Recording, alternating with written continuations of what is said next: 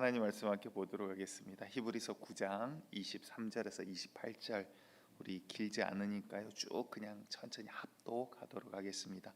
히브리서 9장 23절에서 28절 말씀입니다. 시작. 그러므로 하늘에 있는 것들의 모형은 이런 것들로서 정결하게 할 필요가 있었으나 하늘에 있는 그것들은 이런 것들보다 더 좋은 제물로 할지니라. 그리스도께서는 참것의 그림자인 손으로 만든 성소에 들어가지 아니하시고 바로 그 하늘에 들어가사 이제 우리를 위하여 하나님 앞에 나타나시고 대제사장이 해마다 다른 것의 피로써 성소에 들어가는 것 같이 자주 자기를 드리려고 아니하실지니 그리하면 그가 세상을 창조한 때부터 자주 고난을 받았어야 할 것이로되 이제 자기를 단번에 제물로 드려 죄를 없이 하시려고 세상 끝에 나타나셨느니라. 한 번 죽는 것은 사람에게 정해진 것이요 그 후에는 심판이 있으리니 이와 같이 그리스도도 많은 사람의 죄를 담당하시려고 단번에 들이신 바 되셨고 구원에 이르게 하기 위하여 죄와 상관없이 자기를 바라는 자들에게 두 번째 나타나시리라. 아멘. 우리의 소망이 되신 예수 그리스도라는 제목으로 오늘 또 함께 나누도록 하겠습니다. 앞에 부분은 계속해서 해왔던 말씀을 이제 정리를 해서 이제 비교로 이렇게 하고 있습니다. 세상을 우리가 지금까지 하고 있던 모든 것들, 모든 율법들, 이런 모습들을 모형, 하늘의 모형, 하늘의 것들의 모형이다라고 이야기를 하고 있고, 또한 그림자다라는 단어를 가지고 이야기를 하고 있습니다. 다시 말해서 우리가 해왔던 것, 그동안 이제 구약에서 주님 앞에 드린다라고 양을 잡고 소를 잡고 했던 그 모든 것들이 모형이다. 무엇의 모형일까요? 사실은 그 모든 것들의 화살표가 다 누구를 가리킨다고요? 예수 그리스도를 가리키고 있다라는 거예요. 그 피로, 소와 양과 염소의 피로 우리가 완전해질 수가 없습니다. 그럼에도 불구하고 그 죄를 전가하여서 이러한 모형으로 피 흘림이 없이 너희가 죄 사함이 없다. 어제 말씀에 나왔죠. 그런 말씀을 하나님께서 주시면서 생명을 가지고 그 값을 치를 수밖에 없는 것이다. 이것이 하나님의 법이고 율법이다 라는 말씀들을 쭉 해옵니다. 하지만 이 모든 것들도 실제가 아니라 그림자이고 모형일 뿐이다. 하늘의 모형이지 진짜가 아니다. 진짜는 무엇이냐? 바로 이 하늘의 것, 그리고 하늘이라는 단어를 가지고 오늘 이렇게 비교를 해서 이야기를 하고 있습니다. 그래서 그런 내용이 지금 23절에서 24절까지 이렇게 두 절에 걸쳐서 쭉 나오는데요. 이제는 우리가 하고 있던 모든 것들이 진짜가 아니라, 우리가 하고 있던 율법이 진짜가 아니라 그것들은 하늘의 모형이고 그림자일 뿐, 진짜는 이제 그 예수님께서 하늘에 오르시사 하늘의 것을 가지고 하늘에 오르시사 하나님 앞에, 보좌 앞에 나타나셨다라고 이야기를 하고 계십니다. 무슨 말입니까? 대제사장이 1년에 한 번 성소에, 그러니까 회막이 있고요. 그 회막 안에 이제 뭐 물두멍이나 여러 가지 마당이 있고, 그 안에 이제 장막이 있죠. 장막 안에도 그 다음에 뭐 그 성소가 있고, 그 안에 천막 안에 뭐가 있죠? 지성소. 지성소는 1년에 딱 한 번밖에 이제 대제사장이 대속죄일밖에 들어갈 수가 없어요. 그 외에는 그 안에 들어가 볼 수가 없는, 다시 말해서 하나님의 보좌, 언약궤가 있죠. 그 안에 이제 여러 가지 세 가지 것이 들어 있고, 거기에 하나님께서 그 위에 앉으시고 하나님께서 내리시고 하나님께서 직접 오신다라는 그 약속의 장소인 거예요. 그래서 하나님 앞에 죄인이 감히 나아갈 수가 없기 때문에, 이제 나중에 이제 이야기를 마지막 절에 다시 한번 또 정리해서 드리겠지만, 대속죄일의 의미는 뭐냐면, 이제 분위기는 어떠한 거냐면, 대속죄일은 모든 백성의 죄를 짊어지고 대제사장이 하나님 앞에 직접 나아가는 겁니다. 심지어 이것조차도 뭐죠? 예수님을 예표하는 거예요. 그러니까 그렇게 함으로써 모든 것이 완성이 된 게 아니라 이것도 그림자였던 거예요. 다시 말해서 구약 시대부터 이 모든 것들은 사실 예수님이 오시지 않고 예수님이 없으시면 모든 것들이 모형일 뿐 실제가 아니기 때문에 나중에는 의미가 없어져 버립니다. 그래서 그 대제사장이 들어갈 때는 어떻게 한다 그랬죠? 최국성 목사님께서도 뭐 수요 예배나 이런 때 몇 번 설명을 드렸는데, 다른 사람은 들어갈 수가 없어요. 그러니까 백성들은 이제 대제사장의 백성들의 죄를 대신 짊어지고 주님 앞에 하나님 용서해 주세요라는 마음으로 그 앞에 죄를 빌며 들어가기 때문에 옷깃 구슬에 또 흰 세마포로 갈아입고 본인도 그 속죄제를 드리고 몸을 깨끗하게 하고 정결하게 하고 마음가짐을 새롭게 하고 그리고 나서는 주님 앞에 겨우겨우 발발 떨면서 들어가는데 밖에서 언제 나올지 몰라요. 백성들은 그 앞에 다 엎드리고 수많은 사람들이 성막 밖에 다 엎드려서 대기를 하고 있습니다. 왜? 내 죄를 짊어지고 대제사장이 하나님 앞에 들어갔기 때문에. 그가 살아서 나오면 그게 무슨 의미냐면 살아서 나오면 하나님께서 우리들의 기도를 들어주셨다라는 거예요. 그런데 살아서 나오지 못하면 뭐예요? 하나님께서 받지 않으셨다라는 거예요. 너희의 죄가 아직 그대로 있다. 너희의 죄악이 아직 해결되지 않았다. 하나님의 진노와 분노 앞에 그들이 서 있게 되는 거예요. 그러니까 밖에서는 백성들이 지금 발발발발 떨면서 기다리고 있는 거예요. 하나님 과연 우리의 죄를 사해 주셨을까? 우리가 지금 정결하게 되었을까? 주님 앞에 설 수 있는 걸까? 주께서 우리와 지금 함께 계시는 것일까? 밖에선 수많은 수십만의 그 사람들이 바들바들 떨면서 기다리고 있는 거예요. 뭐만? 대제사장이 살아서 나오기를 바라는 모습으로. 그게 지금 하늘의 모습이고 그들이 땅 가운데 서 있던 것은 하늘의 모형이지만 우리 예수님께서는 그 하나님 앞에 나타나셨다라고 표현을 하고 계십니다. 그리고 이제 25절부터 26절에 그런데 이건 모형인 이유가 뭐냐? 너희들이 해마다 이 대속죄를 이야기합니다. 해마다 이 죄를 가지고 주님 앞에 나아간다라고 그 앞에서 이렇게 제사를 지내지 않느냐? 그런데 이렇게 자주 이렇게 할 것이거든. 이게 진짜였다라면 그러면 예수님께서도 이 창조 이후에 너희가 죄 지을 때마다 해마다 하나님 앞에 자주 나아가야 되지 않겠느냐? 그런데 그렇지 아니하셨다라는 거예요. 왜? 중요한 건 뭐냐면요. 아이고 그러면 하늘은 한 번이오고 땅은 여러 번이네 이게 아니라 우리 예수님이 진짜다라는 이야기를 지금 하고 계시는 거예요. 우리 예수님께서는 한 번에 단번에 주님 앞에 나가셨다라고 이야기를 하고 계시는 거예요. 그게 바로 우리 예수님이 진짜고 너희가 그동안 해왔던 모든 율법은 그림자이고 형태이고 모형일 뿐이었다. 너희가 지금 해왔던 모든 것들은 지금 예수 그리스도를 가리키고 있는 것이야. 예수 그리스도가 없으면 너희가 뭐 해왔던 모든 것들 주님 앞에 뭐를 하고 천번제를 하고 뭐 새벽기도를 하고 작정기도를 하고 이 모든 것들의 소용이 없어져 버린다. 왜? 진짜는 예수 그리스도니까. 아멘. 그래서 교회에 예수 그리스도가 없으면 사실 그건 죽은 교회입니다. 아무리 뭐 분위기가 좋고 막 따뜻하고 뭐 돈이 많고 사람들이 모이고 그리고 나서 뭐 형통하십시오 이렇게 하면 잘 됩니다. 뭐 긍정적인 거 뭐 이렇게 해야 됩니다. 여러 가지 그럴싸한 이야기를 한다 그러더라도 예수 그리스도가 없으면 모든 성경이 부정당해 버리는 거예요. 그거는 더 이상 교회가 아닌 거예요. 여러분들 우리가 오늘도 예수 그리스도를 잃지 않기를 간절히 축복드립니다. 그리고 이제 27절부터 쭉 나오는 말씀 27, 28절을 다시 한번 읽도록 할게요. 27, 28절 시작. 한 번 죽는 것은 사람에게 정해진 것이요 그 후에는 심판이 있으리니 이와 같이 그리스도도 많은 사람의 죄를 담당하시려고 단번에 들이신 바 되셨고 구원에 이르게 하기 위하여 죄와 상관없이 자기를 바라는 자들에게 두 번째 나타나시리라. 자, 사람의 운명에 대해서 처음 27절에 이야기를 하십니다.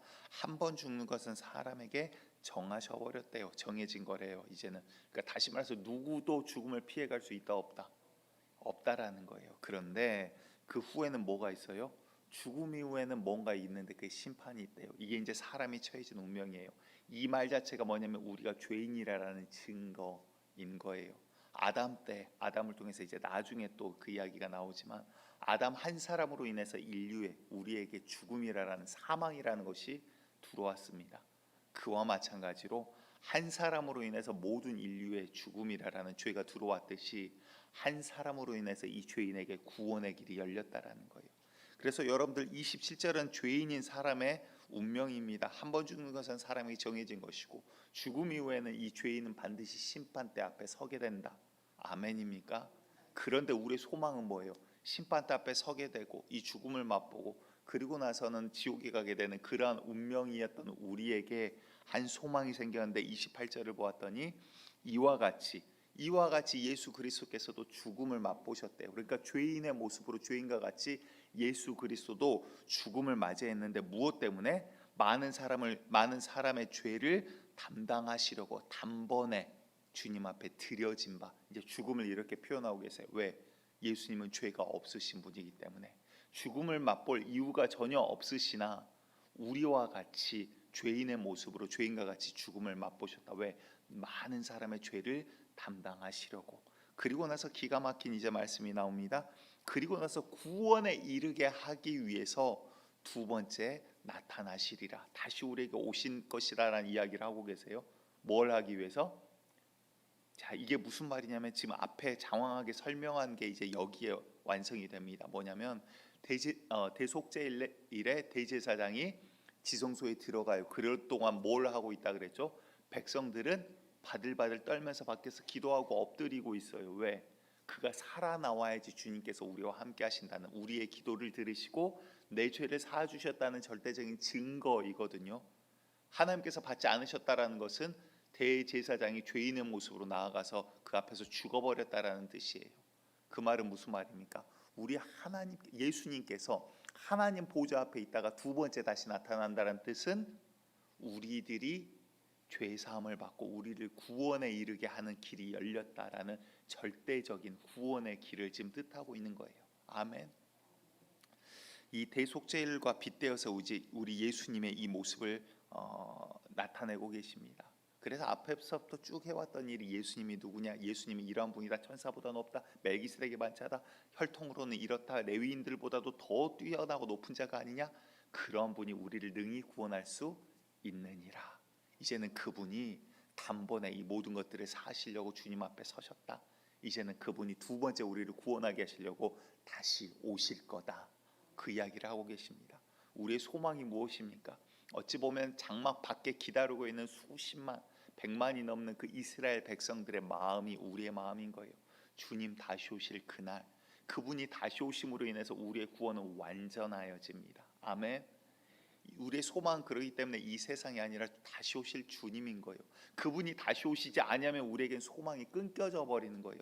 대제사장이 살아 돌아오지 못하는 것처럼 밖에 기다리는 백성들의 마음이 우리인 거예요. 저분이 오시지 않으면 우리에겐 소망이 없는 거예요. 하나님과 함께 있다라는 모습, 그 줄이 끊어져 버린 거예요. 하지만 그분께서 반드시 다시 살아서, 이미 살아서 하나님 우편에 앉아 계시고 이제 우리의 중보자가 되시고 중재자가 되시고 이제는 그분이 다시 우리에게 나타나실 겁니다. 우리의 구원을 위해서. 아멘. 그런데 기가 막힌 표현이 하나가 더 있습니다. 28절 마지막 부분을 보았더니 우리를 구원에 이르게 하기 위해서 죄와 상관없이 자기를 바라는 자들에게 두 번째 나타나신대요. 죄와 상관없이 자기를 바라는 자들에게, 다시 말해서 죄가 있건 없건 죄인이건 아니건, 왜? 그 죄를 내가 예수께서 짊어지셨기 때문에. 다시 말해서 죄인에게 기가 막힌 소망이 생긴 거예요. 죄인이 아닌 사람은 사실 없는 거죠. 근데 그 죄와 상관없이 주를 바라는 자들에게, 여러분들은 오늘도 우리가 주를 바라고 구하는 자 되시기를 간절히 축복드립니다. 이것이 우리에게, 죽을 자들에게 주어진 기가 막힌 소망이 아닌가가 아니라 기가 막힌 소망이죠. 이게 복음인 거거든요. 어제 그 허봉랑 선교사님이라고 지금 86세 정도 되신 할머니가 계세요. 근데 미국에 또 계시더라고요. 얼마 전에 한 몇 주 전까지 한국에 계셨는데 연락할 방법이 없어가지고 여기저기 이제 집회를 초청하고 싶어가지고 굉장히, 그러니까 옛날 분이세요. 근데 설교 한번 딱 듣고 그냥 제가 반해버렸어요. 근데 막 그분 이제 영상을 찾아보고 최근에 갑자기 이제 막 영상이 올라오기 시작을 하더라고요. 유튜브나 이런데 그 전까지는 전혀 영상이 없으세요. 근데 어찌 보면 정말 단순 무식한 신앙인데 또 설교를 들어보면 굉장한 깊이도 있으세요. 하나님께서 놀라운 것들을 이렇게 알려주시더라고요. 근데 이제 그분 이렇게 보다 보니까 막 링크돼 가지고 뭔가 나와서 이제 뭔가를 봤어요. 근데 정호근이라는 그 배우, 잘 얼굴을 보면 아마 아실 건데 유명하신 분인데 지금은 그분이 무당이 되셨어요. 무속인이. 그래서 본인 이야기를 이렇게 해요.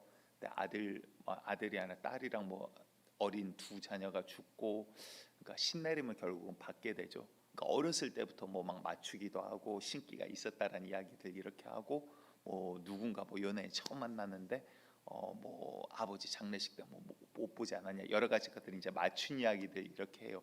그러니까 막 이제 같이 나온 패널들 다른 연예인들이 뭐 막 신기하기도 하고 뭐 이제 여러 가지 이런 이야기들이 쭉 나오는데 나중에 가서 그분이 이제 그런 이야기를 해요. 자기의 이제 고충을 이야기를 합니다.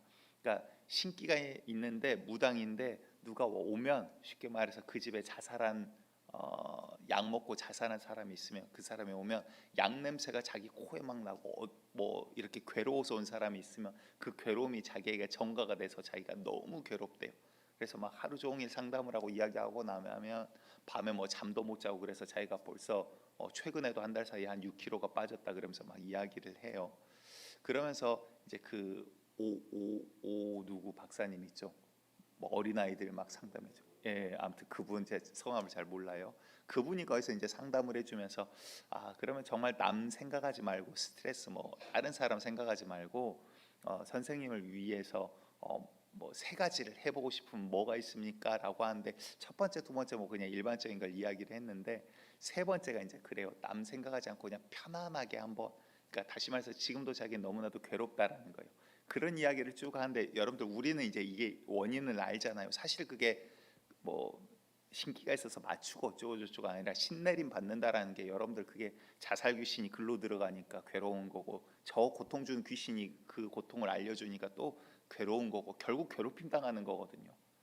이게 영적으로 보면 너무나도 명확하고 그러니까 귀신 들려갖고 괴로움 당하는 건데 그걸 이제 신 들렸다 귀신한테 붙들림 받아갖고 맞추니까 성경에도 그 점치는 귀신들도 나옵니다. 귀신 쫓아버리면 그 점괘도 안 나와요. 그러니까 그게 능력인 것처럼 그렇게 막 이야기를 하고 껄껄껄 허허허 마치 본인이 신령이라도 된 것처럼 이렇게 이야기하는데 죄송해요 이렇게 본인이라 표현을 해서 그분도 어찌 보면 구원받아야 될 안타까운 사람이죠. 그런데 그거를 보면서 이런 생각이 들더라고요. 예수 안에 있으면 그러면 그토록 그 소원한 그 평안이 있는데 그 신내림 받아가지고 점친다고 그러고 있으면서 그러면서도 본인은 괴롭다라는 거예요. 지금도 밥도 안 넘어간대요. 그래서 살이 쪽쪽쪽 빠진대요. 여러분들 세상 가운데 어떠한 소망이 있고 어떠한 능력이 있습니까? 우리의 소망은 예수 그리스도밖에 없는 거예요. 세상은요. 세상이라 그래서 뭐 그게 막 배척되고 뭐 이런 것은 아닙니다. 그런데 세상에 있는 게 뭔가 좋고 그럴싸하고 남들은 번지란 것 같지만 여러분들 막상 미친 듯이 달려서 그 자리에 도달을 해도 괴로움과 공허함은 더 커지는 거예요. 왜? 우리의 영적인 이 공허함은 주님으로밖에 채울 수가 없거든요. 우리의 소망은 예수 그리스도밖에 없다라는 것을 다시 한번 여러분들 기억하시고 우리에게 꿈은 이 세상이 아니라 여러분들 자녀들 위해서도 기도하셔야 되지만 그 자녀들이 정말 예수 잘 믿는 꿈 꾸시길 바래요. 정말 주님께서 다시 오시는 것이 우리에게 진짜 소망이 그날을 사모하고 기다리는 것이 우리의 진짜 소망이 되기를 간절히 축복드립니다. 마지막 때는 그렇지 않으면 금방 속아서 넘어갈 수밖에 없게 마귀가 기가 막히게 이제 공격을 해오고 있기 때문이에요. 오늘 우리가 찬송가 197장 힘차게 찬양하시고 그리고 우리 기도함으로 또 나아가겠습니다.